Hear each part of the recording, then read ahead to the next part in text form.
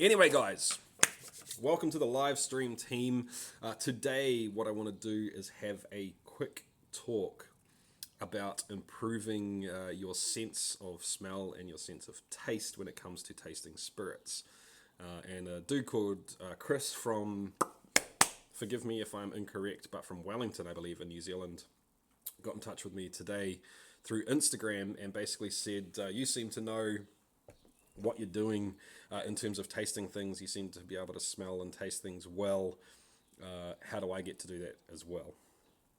First up, got to say, I am horrible. I'm horrible at tasting things and horrible at smelling things. And I'm not saying that to be modest, just straight up, objectively, my sense of taste and my sense of smell are absolutely shot. And I'm going to say that that is because of probably 15 plus years of smoking. So first of all, if you're a smoker, quit. And my sense of smell and taste did improve after I quit smoking, but it didn't get a whole lot better after that. Second of all, I just think that I'm not that good at it, of actually being able to be a taste detector, to actually be able to taste. Like my wife's got an amazing palate. She can taste things, really minute, little tiny flavors that I can't taste. What I do think maybe I'm a little bit better at is describing what I'm tasting and linking that to other flavors, if that makes sense. And then sort of trying to put flavors together in my head and decide if this flavor plus this flavor are good, or if this flavor's not quite right, what would make it better, or what would make it worse, that sort of thing. I think maybe that's what I'm good at, and that I'm guessing comes from spending a fair bit of time in the kitchen, both commercially and just as a hobby. You got the taste buds of a pigeon? Yeah, I'm pretty much the same, dude, which is a curse, because I feel like I'm pretty good. When I can detect something, I feel like I'm decent at doing something with that information. The problem is I can't detect it in the first place. Anywho. So, to get back to the question at hand, I think in some ways you're a little bit beholden to the genes you have or the situation you're in. If you've got a certain amount of perception in terms of taste and smell, that's what you've got, and you're not really going to be able to improve that part of it too much, other than doing things like getting rid of things that get in the way, like smoking and so on and so forth. What I do think you can do is get much, much better at how you perceive those flavors, how you can pick up flavors that you don't even know are there, and then what you can do with that information afterwards. So that, I guess the title's a little bit clickbaity and not quite true, but that's what I want to talk about today. So I think the first thing to note is that this is a skill, right? It's something that you need to learn to get good at. So you wouldn't expect someone to pick up chess and the next day just be like a chess god, and be able to destroy people. You wouldn't even expect them to be able to, maybe beat like a 12-year-old who's been playing chess for 6 months. You just wouldn't expect that. So I'd expect yourself to be able to do the same thing when it comes to tasting spirits, and pulling out flavors and deciding what's in there and what's good or what's bad or whatever you want to do. You can't expect yourself to be able to do that straight off the bat. And I know that sounds weird. It's a strange thing. It's taste, right? Like you can either do it or you can't. Well, I don't know if I entirely agree with that. And here's the reason. You hear people...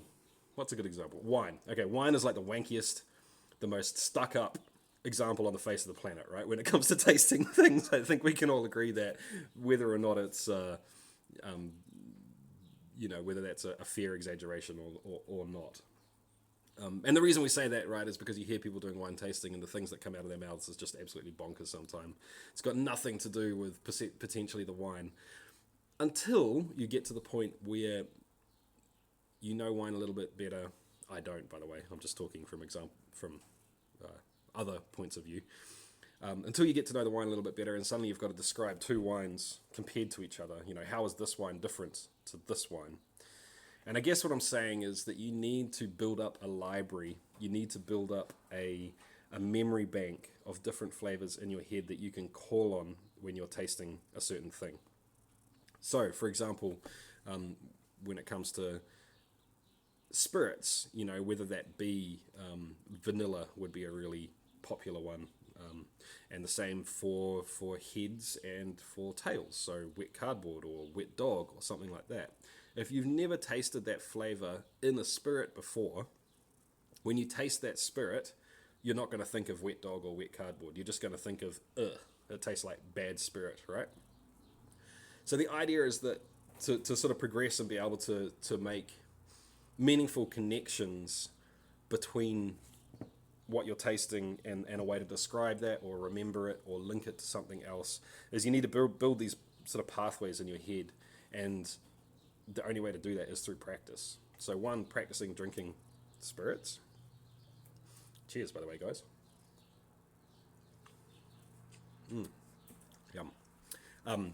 So drinking spirits, but also just picking up different flavors, different smells, different aromas in any other place in your life. So walk through the supermarket, smell all the different fruit, pick up dark chocolate, taste that, remember how it tastes and feels in your mouth, remember the perceptions that go off in your brain, taste it next to milk chocolate and see what's different there, and start cataloging these things rather than just going, yummy, and enjoying it. Remember it, catalog it, and put it in your brain as a reference point, as I guess what I'm trying to say, for later. Yeah? Does that make sense? And I think that is the best way to do it. Just be, for the not wanting to sound like a Buddhist monk or something, but be mindful of everything that you taste, everything that you smell. Yeah, sorry guys, I've been ignoring the comments, but yeah, Troy's just said it's almost as if you're saying, act like toddlers and stick everything you can in your mouth. Yeah. That's pretty much it, dude. Yeah, and you're right, man. The dude on Whiskey Vault, Daniel, says the same thing. I've got to say also, like, I do not have much experience whatsoever with spirits, so I can't talk from a spirit point of view. I don't have a big catalogue of spirits up here in my head when I can sort of say, for example,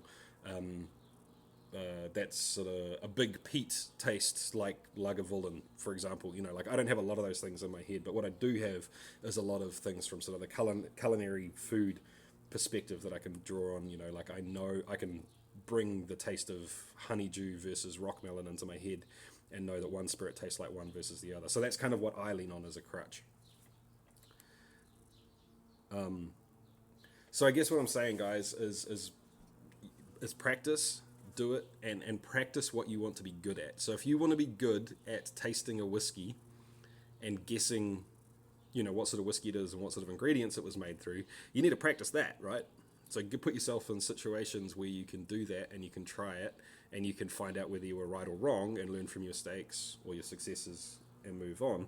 If you want to be able to taste a whiskey and describe it to someone else, you need to be able to do that as well. So practice putting it into words that perhaps aren't necessarily whiskey words or are common whiskey words, for example. I think one of the other things that can really help you out is when I first started tasting Scotch, I could not for the life of me understand how people said that there was the taste of raisin or any of those sort of dark fruit flavors, so raisin, plum, fig, all of those things. I just couldn't get it. I couldn't for the life of me find it, and I even went so far as to go out and buy a bottle of Johnny Walker Black Label, because I know that's kind of one of the things where people do say there is a lot of raisin and dark fruit flavors in that spirit.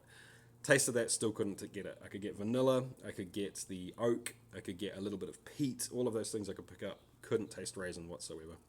So one day I literally sat down with a box of raisins and a glass of Johnny Walker, and I ate some raisins, thought about how that tasted in my mouth, how I perceived it, the smell in the back of my throat, is in sort of almost, oh my God, once again sounding like a Buddhist monk, but kind of meditate on it, like think of everything that is raisiny about the raisins and try and put that into your head and then have a sip of the spirit and go back and forth. And now when I pick that up and taste it, it smacks me over the head. I cannot figure out how I never saw that initially. So I guess what I'm saying is, you want to go backwards and forwards. If someone says that they can taste something in that spirit, maybe try and find what it is in outside of the spirit world. Oh my God, this is going way downhill.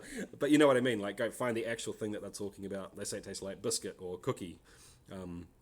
or whatever, find that, eat it. Tastes like, I can taste shortbread in the spirit. Get some shortbread, eat the shortbread, taste the spirit, so on and so forth.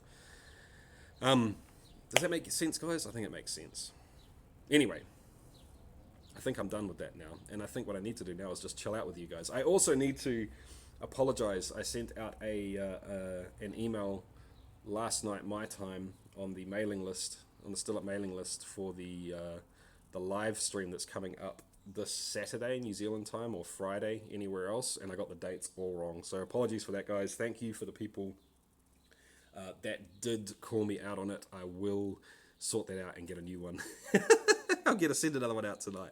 Anyway, guys, sorry I haven't seen the comments. I was trying to get that stuff laid down. So if you were trying to say something to me and I missed it, I apologize. Feel free to type it again. Troy's asking, is peat and tobacco similar in taste? Similar, yes. To me, on the same end of the spectrum. I think the trap there is that peat can be a flavor and also a smoke flavor, if that makes sense. So peaty to me is the earthy, sort of rich, grungy flavors, but then you also have the peat smoke, which is actually the smoke, the jaggy, the like smoke flavors. But the same is true of tobacco. So you can say that something tastes like tobacco. So imagine like opening up a pouch of Port Royal, rollies, and sticking your nose into the tobacco pouch and smelling that, and then compare that to tobacco smoke or pipe tobacco, or, so it's the two very large areas. Yeah, and Michael's saying too, like the peat can be kind of like a smoked meat smell as well. So I think the trap there is that people use those two words to encompass a very large list of flavors. Also, I forgot to say too, one of the other things that I should have mentioned is using a flavor wheel or a flavor chart, and I saw someone mention it in the comments as I was talking before, and I don't have the cognitive ability to keep talking and read at the same time.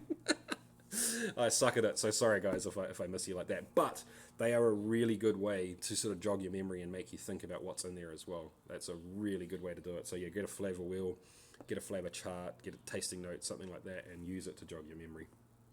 Yeah? Oh, so let me go back. I just saw...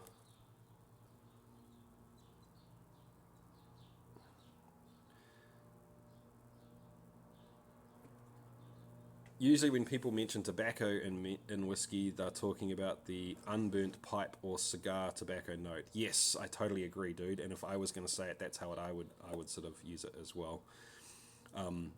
And it's not an unfriendly flavor, actually, to me. It's almost more in line with kind of dark fruit and wood, if that makes sense, rather than a more harsh flavor like smoke. Make sense? Yeah. Yeah. So, but I think you can apply this to any part of the spirits as well, right? It's not just the flavors that you would use in terms of tasting or assessing a whiskey. It's also the flavors that you would use to figure out how to make your whiskey better, or how to do your cuts, or those sort of things too. So it's a very good skill to keep pushing and using. Did I check out those Thumpers from Brewhouse? I did, dude. Thank you for the link. Excuse me. Whew, sorry, guys. Yeah, I know. Lots of people are wanting Thumpers, for a video on Thumpers. No, don't be sorry, dude. This is the whole point. The whole way I want to do these live videos is get the little thing that I want to do out, get it over and done with, and then I can just chill with you guys for 10 minutes and talk about whatever you guys want to talk about. So, yeah, whatever comes up now comes up. I did check them out, dudes. I do like the look of them. I think maybe I'd probably go with a bigger one, not the smaller one, even for the keg still that I'm running. So to be more in line with sort of about a third of the size of the boiler for the Thumper. But yeah, I don't know, man. I'd have to check out Freight and how much that's going to cost, and also it's just kind of nice to be able to build stuff for the channel, I guess, because people want to watch that sort of content. So in some ways, because of the channel, I don't necessarily get to do what I would do if it was just me running a still for the fun of it. Does that make sense? I think it makes sense. Oh, on that topic, not on the me doing what I want to do, but on freight, I got this parcel in the mail, and it was absolutely pissing down, and the parcel got wet, and it opened up. And I don't know if something went missing from it or not. I won't show the address, but there was no return to sender details on the package, and inside it there was this. Now I have a pretty solid hunch who this is from and what this is, but I don't know, because this is literally all I've got to figure out what it is. So if this is you, if you sent me this, let me know, and if there's something missing for that package, I apologize. Totally hash, bro. Yeah. But yeah, if this was you, I'm very appreciative. Thank you. Get in touch and let me know that it was you and exactly what it is and whether there was something missing from the parcel. Yeah, I don't know what happened there. What would I recommend for a second run? I've done a sugar shine, but it came out at 80%, but smells like paint thinners. Okay, dude, if it's smelling like paint thinners, I would look at your cuts and blending technique. It may be head sort of permeating all the way through. Also have a look at the size of the wash that you did, and also maybe the type of still that you used. To me, I'm going to guess that if it smells like paint thinners, that's probably the higher alcohols and the heads coming through. But without some more information, that might be a bit tricky to tell. Maybe when this video comes out, put a comment on the video. And there's a bunch of other people around here too that will help you out when they see it in the comments. Yeah, that is another option. I wouldn't get rid of it, dude. Just because it doesn't taste good the way it is now doesn't mean that it won't taste good when you do something else to it, which may mean running it through the still again. So a bit more time, but better than starting from scratch, right? Yeah. Alright guys, so while I'm here, literally the other day I figured out that Stillet is damn near 1 year old, which is crazy. I didn't even think about it. I just happened to check the dates. And yeah, I'm glad I didn't blow past it without remembering. But that's what the live stream coming up this weekend is going to be about. I want to talk to you about sort of what's happened the last year, the goals that I set myself before I even started the channel and whether or not I've accomplished them, and what's sort of coming up for the next year. I'm also thinking we're going to make it a pretty long one. We'll try and hang out for a couple of hours and chill, so people that have to come and go or at different times or whatever can drop in when they want. Yeah, it's a good excuse for me to sit around and have a drink in the morning, right?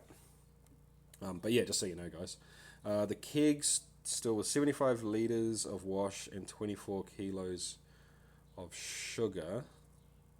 That sounds like an awful lot of sugar for 75 litres, dude. What was your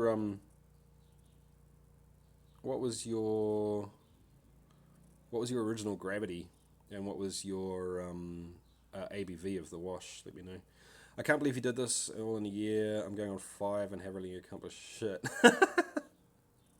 What's your YouTube channel, dude? If you're talking about a YouTube channel, let us know what it is. So if anyone's interested, they can go check you out. Apologies, I haven't seen it yet. It's hard because I see people here and it doesn't. YouTube, like this app and stuff, often doesn't tell me whether you've got a channel or whether you've just got a private account or whatever. So if I haven't checked it out, apologies. Yeah, but yeah, I'm pretty blown away that it's worked out this well. Oh right, I'm with you, dude. Yeah. Sorry, I thought you meant you had another, like a different YouTube channel, not a distilling related one. But I guess you're talking about the distilling itself. Fair enough, my man. Oh yeah, check this out, guys. Aha. So, I guess you know what's coming up next, right? Tomato paste wash, people. Yes, that's going to be next. A gin from the tomato paste wash. Yeah, you know, bro. Got a big old bag of something heavy down there, big bag of sugar. So the plan is we're going to do a big ass tomato paste wash. And once again, I'm doing that because it is such a popular thing. And I figure it'll be a good idea for me to try it and sort of see what I think of it, and also be able to, share it and give it another way that people can learn how to do it, since it is so popular. And then from that, I'm going to make a bunch of different gins, probably with that the little baby AliExpress still, as kind of prototype gins. After that, I'm thinking we're going to do a rye. And I like the idea. I don't know. What do you guys reckon? I like the idea of basically working my way around the world. Like, I'm going to get a world map out here, and I'm going to stick a pin in it every time I make a spirit that's sort of specifically from a certain area. So we've done Scotland, we've done America, and what else have we done? I guess if we do gin, we can probably call that like England, maybe. I don't know, whatever. Anyway, I'm thinking of doing a Canadian rye after the gin, before we move on to something else. Grappa, hell yes. Dude, it's so funny how polarizing gin is. Like, so many people hate gin so much. I used to think that I hated gin until I realized that basically it was actually the tonic that I didn't like, or I thought I didn't like, because the only way I'd ever drunk gin was in a gin and tonic. And then my aunt, who is from, I don't know where she's from, in England, actually. Anyway, she sat me down one day and said, I'm going to teach you how to drink a gin and tonic properly. And I was converted on that day. It was a beautiful thing. No, I love it. I absolutely love gin. I can drink it straight. Love it. The best ones come from the bathtub. Yeah, dude. What yeast do I primarily use? I've used a few different things, dude, but the one that I'm using the most at the moment is Angel yeast. It's a baker's yeast, and it's easy to get here. I do want to do some experimenting with purpose, like a whiskey yeast or whatever. But right now, I'm happy just using the baker's yeast because it's kind of a standard across everything for me, if that makes sense. Sorry, Jay, I'm just going backwards. My first generation stripping run on a UJ SSM smells like fermented apples and vomit. Whoa. What happened, or is that normal? Could have waited too long to throw it in the still. Interesting. Let me have a think about that one, dude.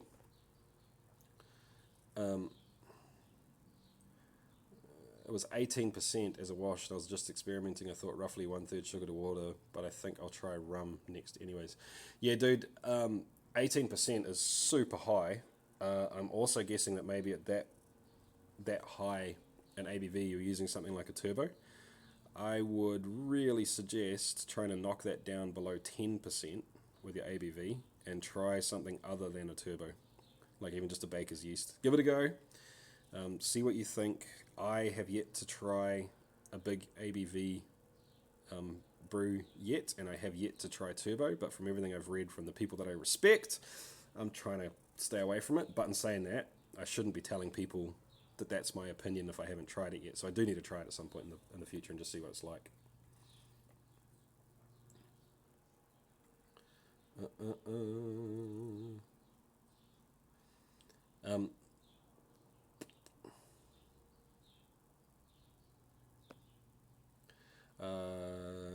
A blend of Abbey yeast and bread yeast. So the Bastard whiskey was a Belgian yeast, and I think that I can taste the Belgian influence in the finished product, but that could be total confirmation bias. I don't know, and seeing as I didn't do a side by side, I probably won't know on that specific whiskey. But at some point in a time, I do want to do that as well, which is another reason that I really want to get that little still up and running, so I can do little, like 15-litre side-by-side experiments. But yeah, that's something that I have yet to get sorted.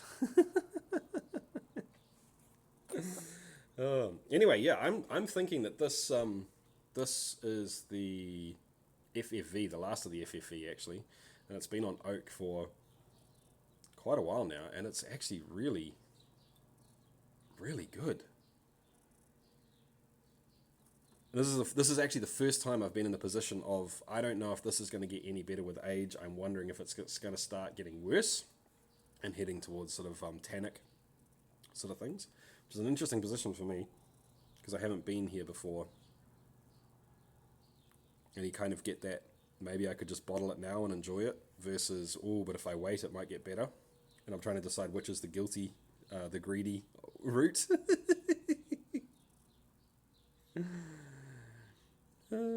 Yeah, Jake, I hear you on that one, dude.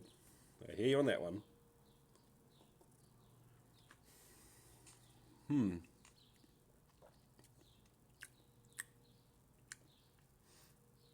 You did a tour of a yeast provider. I was amazed at the difference in flavor that yeast imparts in beer. I haven't applied that to distilling. Yes, dude. I went to the White Labs cellar door, basically the White Labs bar in San Diego, I guess it is. And basically, they've got a setup there where they make exactly the same wash, or in their case, wort, because it's beer. They made exactly the same wort, split it into like 15 or whatever different vats, and fermented it with all these different yeasts. And that was the only thing different about it. And then you sit at the bar and they serve it to you as a flight. So you can get, like 10 different beers if you want. It's all exactly the same beer. The only thing different is the yeast that they use to ferment it with, down to the fact that they, it's the same temperature, fermented at the same time, carbonated the same way, stored the same way, it's the same age, so on and on, so on and so on. Anyway, that was freaking amazing. That was an amazing experience, and they straight up tasted like different beers. A lot of them weren't very good, because you can imagine that process doesn't exactly optimize drinkability or good beer.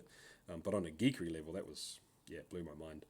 And the idea that difference in flavor won't carry over through a still is a little bit crazy to me. I think it could definitely be less, but I do think that it has to carry over in some way, shape, or form. But once again, that's just my opinion.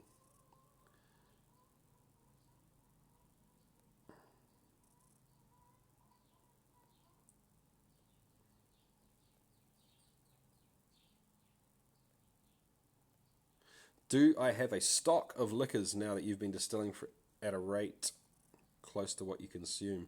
I'm actually the other way, man. I was the same with beer. I tend to make more than I drink. I enjoy making it more than I do drinking it. And to me, drinking the spirit is a little bit painful because I know how much effort I put into it, and I don't want it to be gone. If that makes sense. Yeah, but I guess that's, some people are like that. Some people tend to be like, oh my god, look at all the spirits I've got, and they drink them all. It's probably a good thing that I'm the way I am, because I do have a bit of an addictive personality. I do tend to get hooked on things, so it's good that I'm not turning into a full-blown alcoholic. Gin, Glorious Gin, Oliver Williams, History of Gin, based in the UK. That could be interesting, man. We could do some more sort of history stuff as we go through the different spirits as well, I guess. That could be fun.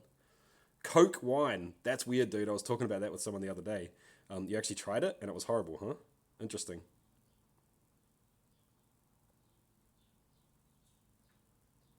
You have to hide it so you've still got some? Yeah, man. Yeah, that's true. I think the other thing for me, too, is that I keep thinking, oh, it's going to get better, it's going to get better, it's going to get better. Even the vodka just sitting there seemed to get better, as it wasn't completely airtight. It was in those little, in these jars. And it seemed to improve with age too. So I don't like, once I bottle it up and I put the bottle in the liquor cabinet, then it will disappear. But when it's sitting out here in jars with oak in it, I tend to I'll come out and have a tiny little sip. That's about the serving size that I'll have, and I'll sit there and pontificate over it and savor it and decide what I think about it, rather than just sort of sitting there and enjoying it, which is a bit silly sometimes. You just need to sit and enjoy it, right? So I do need to talk myself into doing that more often too.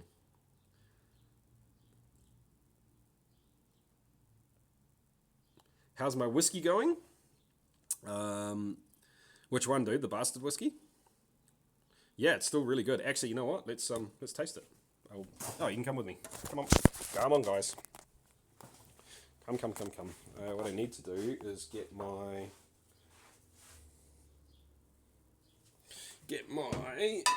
infinity bottle to put the rest of that in, because I don't need to drink both. Infinity bottle is slowly filling up. The bastard whiskey? Yeah, dude, let's grab it. Let's get the... Shit. Did you guys hear that? I almost dropped a bottle. I'm so surprised I haven't done that yet. Yeah, I haven't had a disaster yet. I haven't had anything break or be dropped. My favourite type of spirit. I like Scotch, dude. That's my thing at the moment. But I also do tend to kind of get into whatever I'm into at that point in time. So if I'm researching something a lot, then I'll tend to sort of skew towards whatever that is. So expect me to start talking about gin a whole lot soon. You're trying to make me drink more so I make more videos? Pumpkin wine that kicked ass. That's interesting, dude. Yeah, that'd be really interesting to see what comes over when it distills. Bit of a muddled question. I wanted to ask, say, from 20 litre run, roughly how much alcohol do you end up with that you consider good enough to consume after removing heads and tails? That's kind of a loaded question, dude, because what's the ABV to start with? What did it come from, you know, like what grain did it come from? What was the ferment like? What was the yeast like? So on and so forth. It's tricky, dude. Like at the end of the day, the answer is really you get what you get, and it's based on what your level of what is good is, and like I said, all those other things too. So it is a bit tricky to answer, and also a little bit hard for me to work out because I haven't done anything on that size.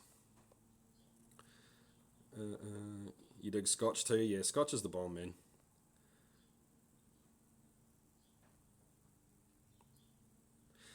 Glycerin in the oaking bottle. Yep, I'm totally open to that. All these things that I haven't got to yet.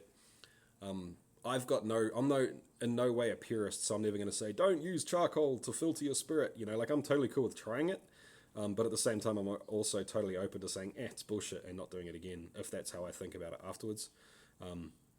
Yeah, so I want to try all these things, or for the very least to be able to say with authority in the future, yeah, I tried it and I didn't like it. You know. Same with turbo or any of that sort of stuff. You're starting to appreciate bourbon, Nino. Yeah, I'm getting more into bourbon too. I just find it less drinkable. Like it's more sweet to me, and I find it hard to drink it a lot. But in saying that, I've probably drunk better scotches more than I've had good bourbon, if that makes sense. A lot of the bourbon I've had is probably pretty average. Probably the best that I've had since I really cared about it was Maker's Mark, something like that. Anyway, into the infinity bottle, and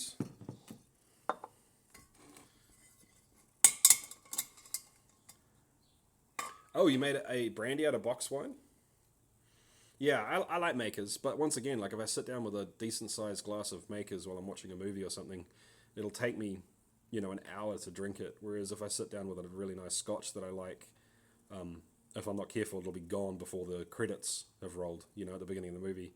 I guess that's just my taste preference. In saying that, I guess I enjoy things on different levels. So I enjoy geeking out about something and appreciating something and deciding, you know, sort of appreciating how much work went into it, how hard it was to make, how sort of crafted it was. I really do enjoy that, even if I don't like it so much as a product, if that makes sense. And then on the other hand, I just have things that I just like.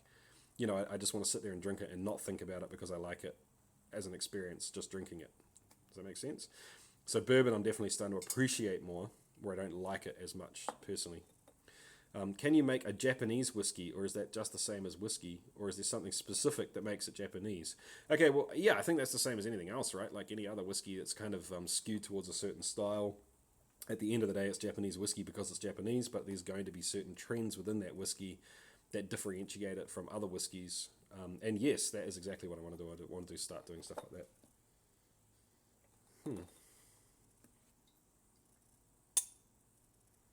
So, I'm just grabbing some of this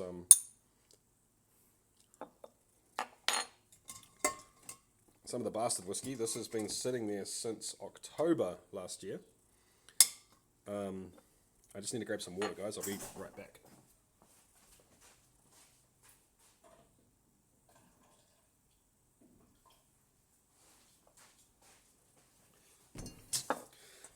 So this is what we're sampling.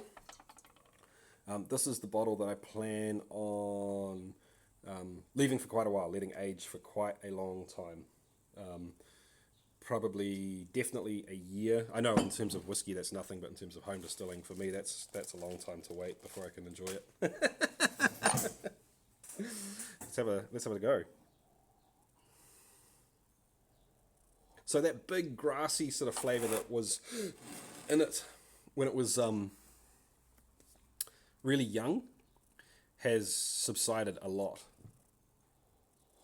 Oh, hey Ken, I make them, dude. I just design them in InDesign and print them on a office printer. Stick them on with a glue stick. Yeah, man. At some point in time, I'm thinking I should get a website sorted and like make all these like whatever. Make these things available for you guys to download if you want to print them. You may as well use them too.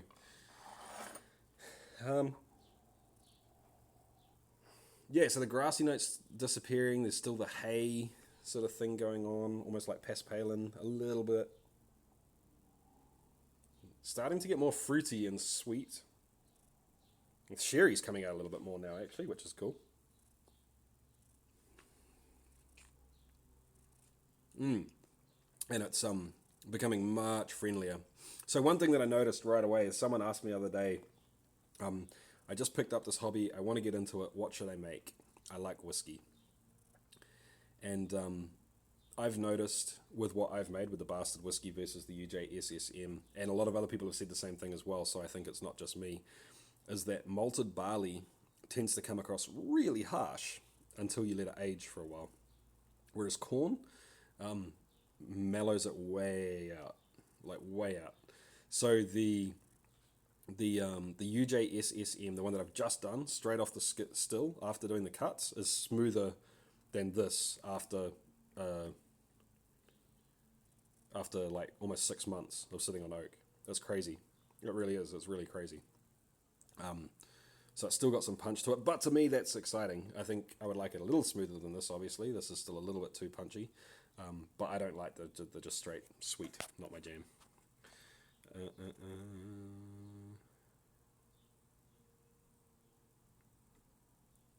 Yeah, you're right, Rod. Oh my, grog tags. Grog tags. Uh, they're really good, dude, and they do some really cool stuff like keg labels and reusable labels and stuff. All of that stuff, in my opinion, is better for beer, especially if you're bottling beer. Because what do you do with your beer? You stick it in the fridge or you throw it in the cooler. And labels tend to get beat up. Like printing a label on normal printer for beer is just a bad idea. For spirits, I guess that's not so much of a thing. Anyway, I just saw a comment that I totally agree with. Smooth too often is used to mean good. Amen. Amen. And here's the thing, dude. Just about every time I hear someone use the word smooth, to me it means something different, I guess. Smooth can just mean good. And more often than not, when I hear that used, it's someone that is pretending to know what they're talking about with whiskey, or is trying to make it sound better than it is, maybe something like that. Yeah, and I totally agree, dude. Pierce just said, have you ever had a really smooth whiskey with nothing else going for it? It's disappointing. Yeah, it's like talking to yourself, right? There's nothing there. So to me, some people talk about smooth as in just low ABV or the absence of heads and stuff like that. Some people talk about it in terms of like the jaggy, charry, smoky notes. Like if it's smoky, it can't be smooth. It's a really complex thing, and it messes with me, the way people talk about it and the way that it is sometimes synonymous with good. And I totally agree, it's not. That's not how it works. a gravity meter work on washers? I don't know. I was just using a hydrometer. Not sure what you mean by a gravity meter, dude. Let me know, Jesse.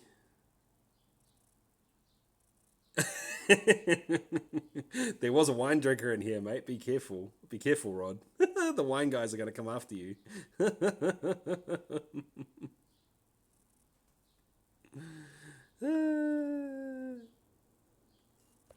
That's funny. In past bids, I noticed you go down to 40%. Is that your comfort level, preferred proof? It seems to gravitate more towards 46%, but then I like things on the edgy side. I think more often than not, when I'm specifically talking about a proof, it tends to be that I'm using 40. How do I describe it? I'm using 40% as a standard. So I'm not very good at the moment at saying this spirit is currently at 46%. If I proof it down to 40%, this is what it's going to taste like. Do you know what I mean? So if I'm trying to sort of objectively compare things, I'll pick a proof that's the same.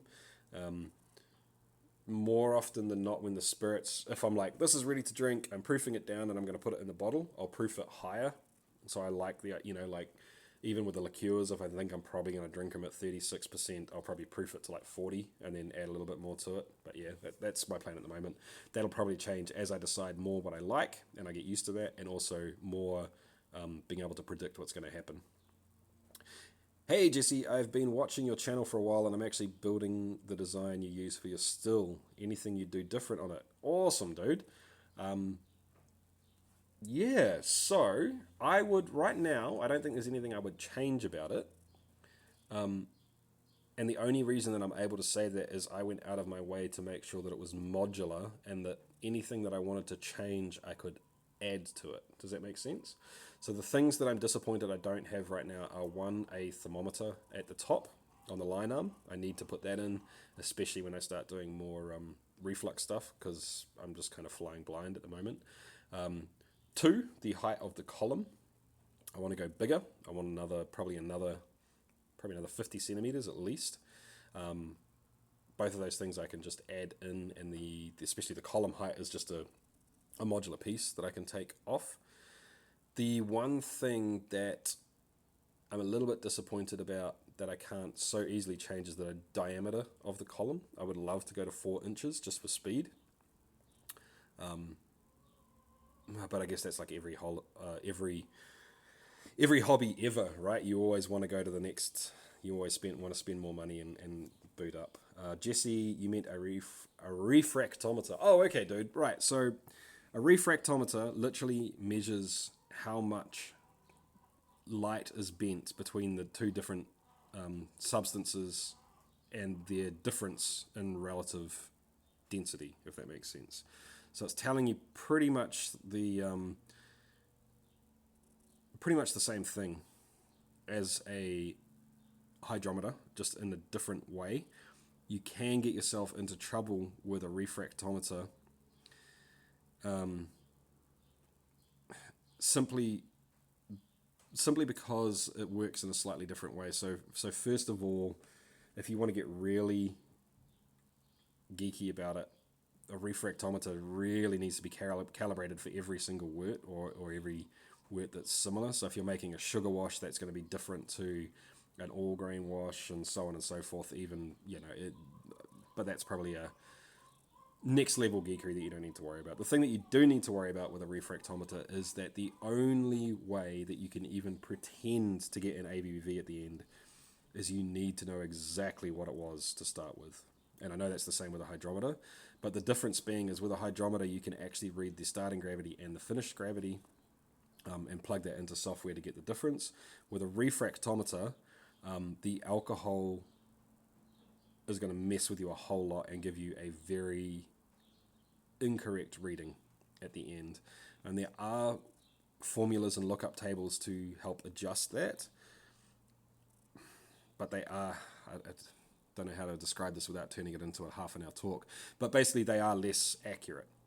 On the other hand, unless you have a precision hydrometer, so the scale is elongated, basically you've got more resolution, a refractometer is much easier, in my opinion, to read and get an accurate reading on. So I see it as a bit of a trade-off. You've got less accurate formulas to decide how it's going to be. The formulas aren't as accurate, but the reading is more accurate. We should also point out that everything I'm talking about here is pre-distillation. If you're talking about post-distillation, so if you're trying to proof something, like I want to know if this is, I've written on the bottle at 60%, but it's probably, I don't know, maybe it's like 58% now. A refractometer is basically useless for that. So a refractometer is my personal tool of choice up until distillation. I would rather use a refractometer during a boil for brewing, during fermentation, mostly because you only need a tiny little sample and temperature isn't so much of a big deal. But that's just me. Big long spiel that probably... Okay, so you've got 3 hydrometers for different percentages. If they are listing percentages, technically the alcometers, which is essentially a hydrometer with a different sticker on it. But it's measuring a different range of gravity. Yeah. So if those ones with percentages on it are for post-distillation, and they will only work if there's nothing but alcohol and water in there, basically. So as soon as you put sugar in there, you're stuffed. They won't tell you anything. You really like the modular aspect of it. You went with 4.5 feet of column height and tigged in a threaded thermometer at the top.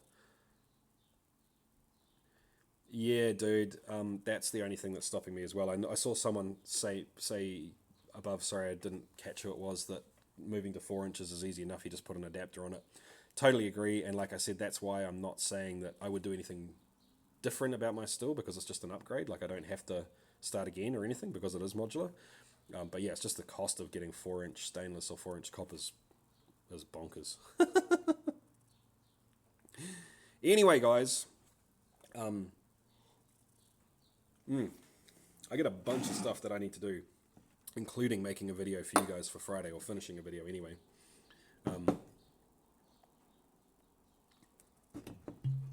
So, I'm not going to finish this because I want my wits about me for the rest of the night, and I'm feeling tired as balls right now. I need sleep, but I need to get shit done too. So I'm going to put this into the, what am I calling this? The infinity bottle as well.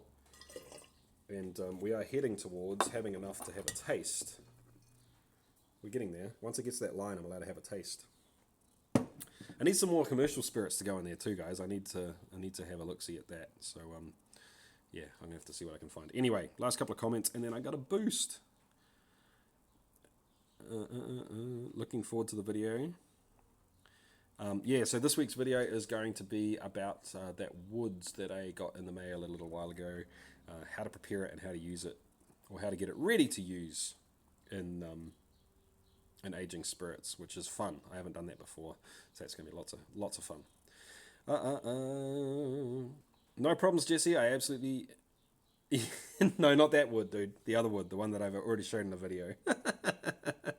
No hash. Unfortunately, that's not legal here. Yeah. Anyway, guys, Senior Tequila.